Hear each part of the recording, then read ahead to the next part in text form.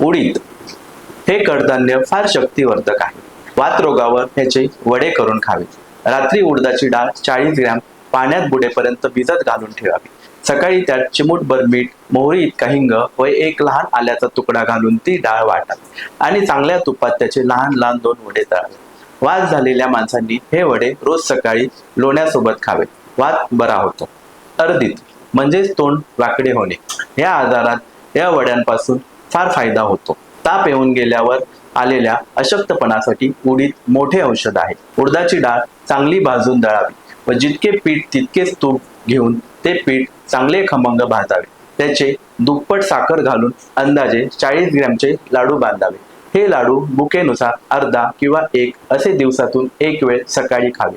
चांगली शक्ती येते. धातू पुष्टतेसाठी असे लाडू करून थंडीच्या दिवसात खाल्ल्यास उत्तम फायदा होतो.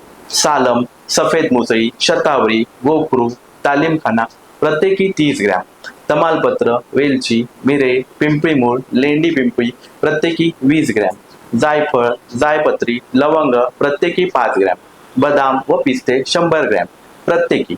उडदाचे पीठ 1 किलो, साखर 2 किलो, साजूक तूप 1.5 किलो घेऊन 50 ग्रॅमचे लाडू बांधावे. हे लाडू शक्तीसाठी उत्तम आहेत. दररोज सकाळी 1 लाडू खाऊन वर थोडे दूध प्यावे. याने उत्तम शक्ती येते.